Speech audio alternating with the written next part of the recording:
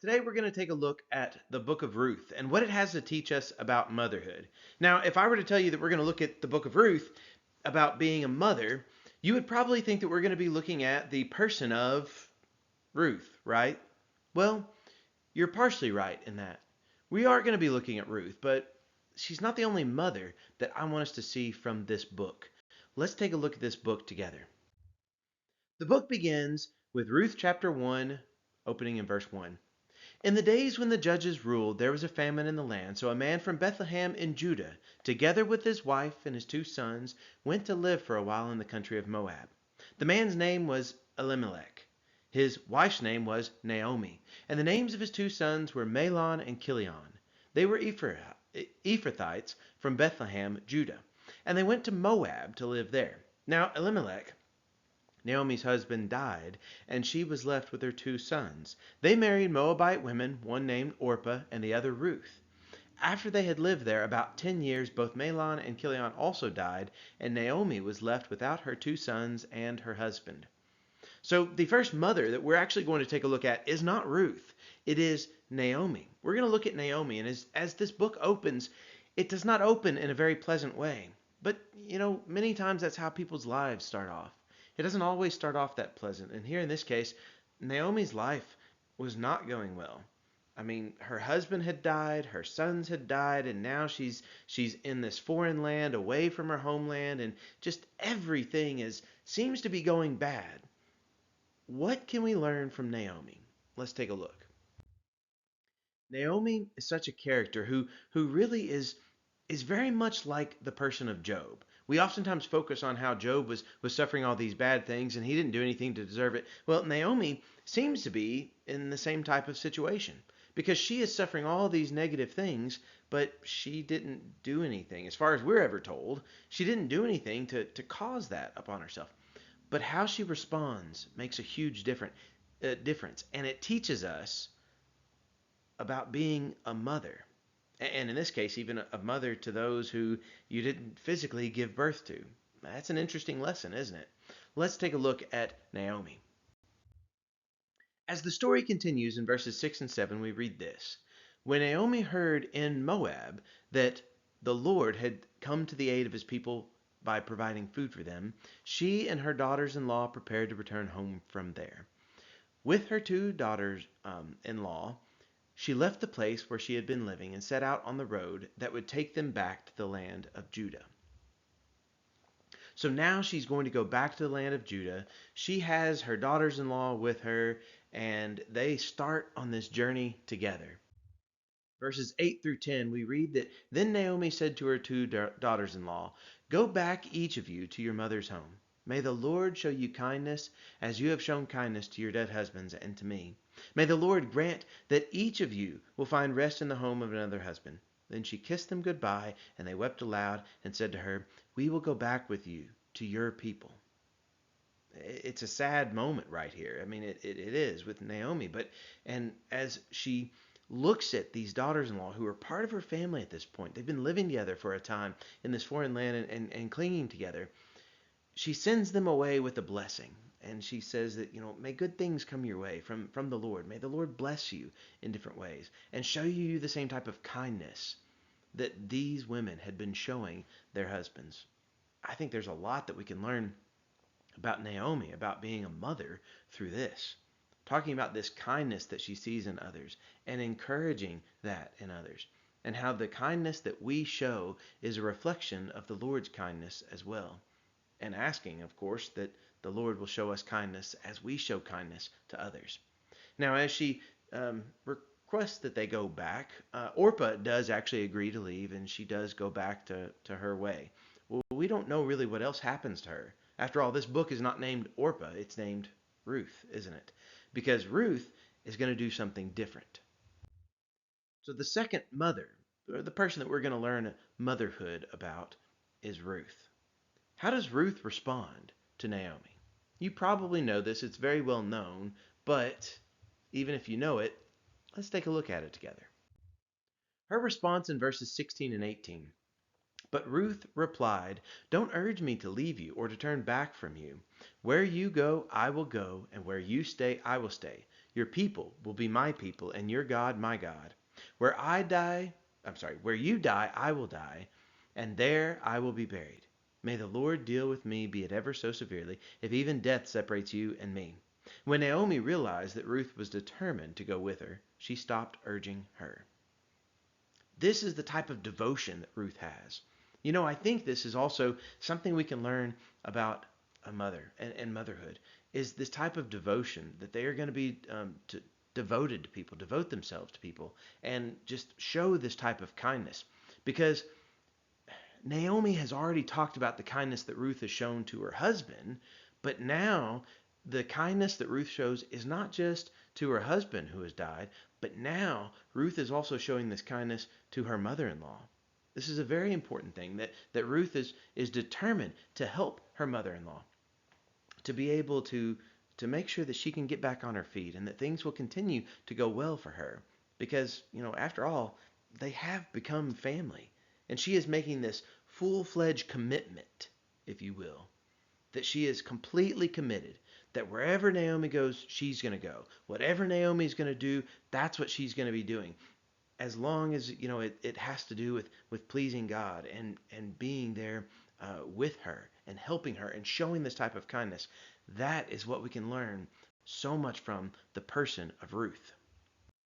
As we continue now in verses 19 through 22, we read, "So the two women went on until they came to Bethlehem. When they arrived in Bethlehem, the whole town was stirred because of them. And the women exclaimed, 'Can this be Naomi?' 'Don't call me Naomi,' she told them. 'Call me Mara, because the Almighty has made my life very bitter. I went away full, but the Lord has brought me back empty. Why call me Naomi? The Lord has afflicted me. The Almighty has brought misfortune upon me.' So Naomi returned from Moab, accompanied by Ruth the Moabite, her daughter-in-law, arriving in Bethlehem as the barley harvest was beginning. Now, when you look at this whole name thing, as you look at the name Naomi, it means something along the lines of pleasant, good and stuff. But Mara means bitter, bad, that's kind of what it has to do with. So she comes back and she's saying, "Don't call me pleasant, don't call me good, call me Mara, call me bitter, because my life has been bitter." See, she is grieving, she is very sad, but yet her story is not over. It's okay for us to be sad. And this is also a lesson that we can kind of learn. By the way, as I introduce these characters, there's going to be continuous things that we learn about Naomi, and there's going to be continuous things we learn about Ruth. It's not like there's one segment where we look at Naomi, there's one segment that we look at Ruth. No, we're going to be looking at both of these characters throughout this book. So we're not really done with either one of them, and we're going to continue to look at both of them and see how they continue on throughout this book. And here at this moment, Naomi is sad. She's grieving. She's come back to her homeland, and that's nice, but it's just not really pleasant yet. It's not really what it's supposed to be. Her life doesn't have that full meaning at this point. And sometimes we feel like that. Sometimes we can relate with Naomi right here, who doesn't even want to live up to her name. She wants to change her name. She wants to everything to be different. It is different, but it is a bad different right here. But her story is not over. As she continues to live out the next day, we see that good things are going to come on the horizon for her. In the next chapter, in Ruth chapter 2, this is what we read. Now Naomi had a relative on her husband's side, a man of standing from the clan of Elimelech, whose name was Boaz. And Ruth the Moabite said to Naomi, "Let me go to the fields and pick up the leftover grain behind anyone in whose eyes I find favor." Naomi said to her, "Go ahead, my daughter." So she went out, entered a field, and began to glean behind the harvesters. As it turned out, she was working in a field belonging to Boaz, who was from the clan of Elimelech. Just then Boaz arrived from Bethlehem and greeted the harvesters. "The Lord be with you." "The Lord bless you," they answered. Isn't that a nice greeting? Wouldn't you like it if your employer came out to you and greeted you like that? "The Lord be with you," and then, your response is, "The Lord bless you." This dialogue of praising God, that's the type of situation that Boaz is putting in the workplace right here. Now, we find out in verse 3 this is how the stories continue on. Because verse 3 it says that, as it turned out, she just so happened to go to this field. Well, obviously, we see that God's hand is throughout this book. Even though God himself is not mentioned very much in this book, we see that he is behind all these little actions that lead up to everything happening just so. Because from really Ruth's viewpoint, from Naomi's viewpoint, this is just life. They're just living their life. But there's more to life whenever God is behind it. So as it turned out, she just happened to go into the field of Boaz. Now, let's take a look at the person of Boaz and let's learn something about motherhood from him. Now, I know what you're probably thinking. What could Boaz possibly teach us about motherhood? Well, I want you to think about this. Who was Boaz's mother? Now, at first, you probably think, well, I don't know. And if you were to read the entire book of Ruth, you never find this out. However, we do find it out otherwise. In Matthew chapter 1, verse 5, if you look at this is one of these genealogies. We oftentimes don't really look so much in the genealogies, but whenever you find out about this Boaz right here, it says Salmon was the father of Boaz, whose mother was Rahab. Hmm. Yes, this is that same Rahab that we read about back in the time of whenever Joshua entered into the promised land. That time whenever he goes into the city of Jericho there. She is the one who has a questionable background. She comes, she's a pagan. She's not a follower of God, except you find out she's heard about the one true and living God. And she becomes fully devoted to God. So she becomes part of Israel, even though she didn't start off that way. She becomes part of Israel. And she is actually the mother of Boaz. So I think that everything that you read about what Boaz does, remember who his mother is. Because I believe his mother being Rahab taught him something about what it means to be right with God and to follow God and to show the kindness that God already displays to us all the time. So with this in mind, about Rahab being Boaz's mother, let's take a look at what Boaz does in this story.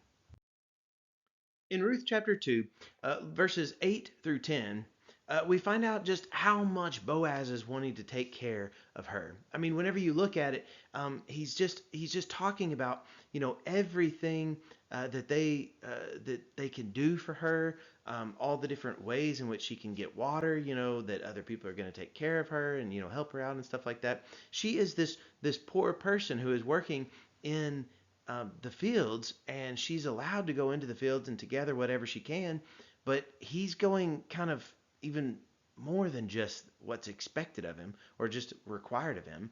He's going an extra mile right here. He is taking care of her in everything that she possibly needs. He is being so kind to her because the Lord is kind, and he shows that type of kindness. And in verse 10, she asked the question even, why have I found such favor in your eyes that you notice me, a foreigner? Why? What is so special about her that he would pay attention to her, that he would help her out? Keep in mind, who is his mother? She was a foreigner. So in some ways, he kind of is familiar with being a foreigner and trying to make it in a new land, in a different land, because that in many ways was kind of part of the background that he had. What he learned from his mother. You think his mother ever told him any stories about what life was like? Probably. But here, he is devoted to showing the kindness that God shows each one of us. In chapter 2, verses 11 and 12, now listen to this. Boaz replied, I've been told all about what you have done for your mother-in-law since the death of your husband, how you left your father and mother and your homeland and came to live with a people you did not know before. May the Lord repay you for what you have done. May you be richly rewarded by the Lord, the God of Israel, under whose wings you have come to take refuge. He has focused everything on the Lord and how the Lord provides. The Lord is the one who has the wings, who is a source of refuge for us all. And Boaz realizes just how literal that is with the person of Ruth. And he realizes that there is a part that Boaz is called to play in this. So that she could take shelter under the wings of the Lord God of Israel. Well, Boaz is part of that way, is how that refuge is coming to her, because he is showing God's kindness to her. In verses 14 through 16, we see just how above and beyond he is willing to go. Because this is what we read. At mealtime, Boaz said to her, "Come over here, have some bread and dip it in the wine vinegar." When she sat down with the harvesters, he offered her some roasted grain. She ate all she wanted and had some left over. As she got up to glean, Boaz gave orders to his men. "Let her gather among the sheaves and don't reprimand her.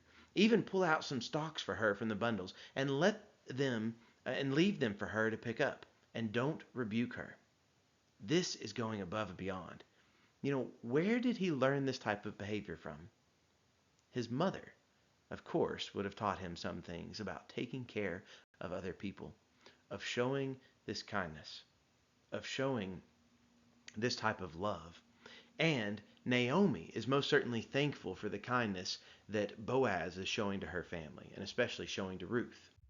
In fact, that's why she even praises him and says that the Lord, bless him and all, because he's showing such kindness right here. And Naomi realizes something about him. In verse 20 of chapter 2, she says that man is a close relative. He is one of our guardian redeemers. Now, the guardian redeemers, that has to do with whenever a person, a relative, has come into hard times, it would fall upon the guardian redeemer, who would have been kind of a close relative of the one who's fallen into hard times, to help them out, to kind of redeem them, to get them back on their feet. And here, Naomi recognizes, oh, he's a close relative. He could be somebody who could redeem us. He is somebody who could help us. And Naomi, of course, she wants what's best for Ruth. And she helps her in the next chapter in being able to get wonderful things, wonderful blessings from the Lord. In Ruth chapter 3, we find out that she is very concerned about Ruth. And she starts talking about how she must find a home for her. And she basically tells her about, putting on these fancy clothes, or, these nice clothes and stuff, and then go down to where Boaz is. She's arranging this whole thing, really setting up Ruth in order to help her. And in order for her to show that, it's not just that Ruth is still mourning for her lost husband, but rather now that Ruth is willing to continue her life. And that's what Naomi is doing. She's encouraging Ruth to continue her life. And then whenever Ruth meets Boaz, she responds like she's been taught from Naomi to respond. And the conversation goes like this in verses 9 through 13 of Ruth 3. "I am your servant Ruth," she said to Boaz. "Spread the corner of your garment over me, since you are a guardian redeemer of our family." "The Lord bless you, my daughter," he replied. "This kindness is greater than that which you showed earlier. You have not run after the younger men, whether rich or poor. And now, my daughter, don't be afraid. I will do for you all you ask. All the people of my town know that you are a woman of noble character. Although it is true that I am a guardian redeemer of your family, there is another who is more closely related than I. Stay here for the night, and in the morning, if he wants to do his duty as your guardian redeemer, good, let him redeem you. But if he is not willing, as surely as the Lord lives, I will do it."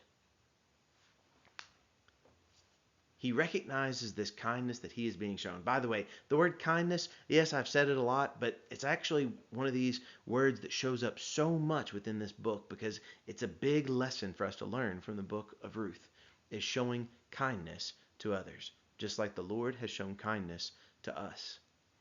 And after this encounter right here, it's very good news. Boaz is very receptive of all of this. And by the way, in case you haven't noticed it, in case you didn't notice it right here in what she says, this was basically Ruth proposing to Boaz. Now, I mean, we're so used to kind of, the man proposing to the woman, but that's not always the case. Ruth is the one who takes the initiative, and she's the one who basically kind of asks that they could be married.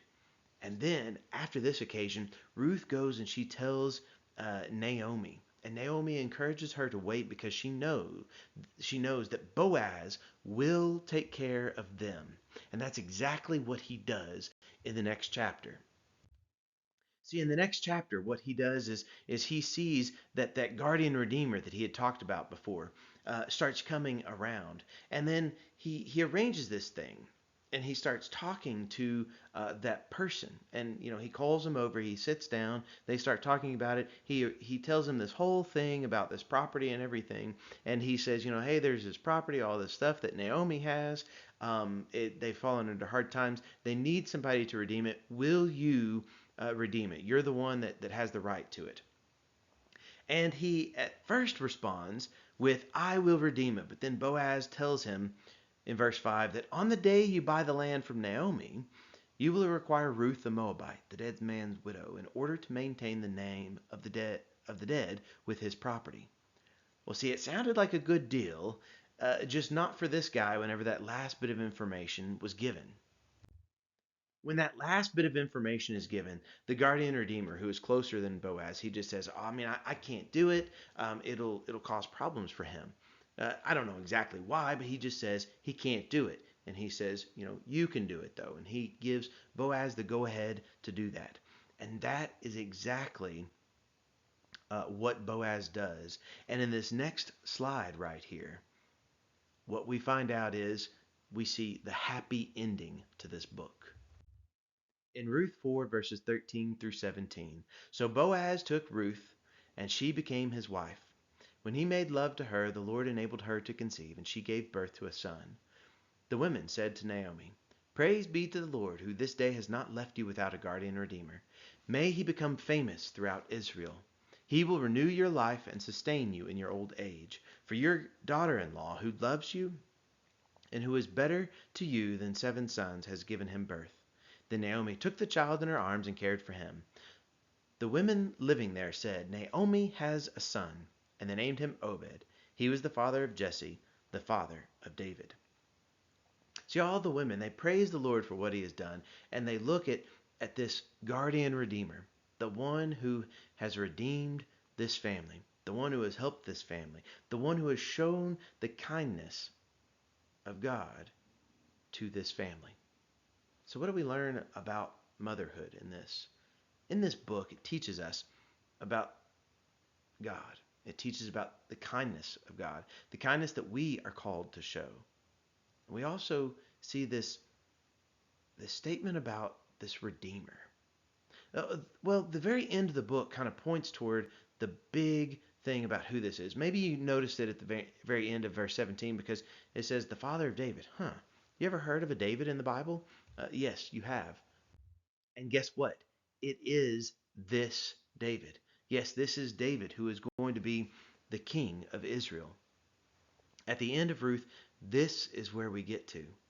We see that Ruth is in the line of David. Because there at the very end, you see that Salmon was the father of Boaz, Boaz the father of Obed, Obed the father of Jesse, and Jesse the father of David. And if you go to Matthew chapter 1, like what we looked at before, this same genealogy is listed right there. But you realize in Matthew 1 that this genealogy keeps going past David all the way down to the person of Jesus. See, this regular, ordinary story of life that we get with Ruth and all these people that are connected with her. It's not just about Ruth. Yes, there's something we can learn from Ruth and her character, but we can also learn something about from Naomi as well, and her love and her kindness. So we can learn from Naomi, we can learn from Ruth, and we can also learn from Rahab, who taught Boaz how to show the kindness of God. This regular, ordinary life story where all these events just happen, it just so happened that such and such. God was behind it all. And this regular life story, it ultimately brought us life through giving us the person of Jesus. You don't always know how the ordinary days might lead to something great and something truly important. The only way that you really kind of get to know that is if you just continue to live throughout all the regular, ordinary days, continue to show the qualities that God has and that he has asked us to show, especially the kindness of the Lord.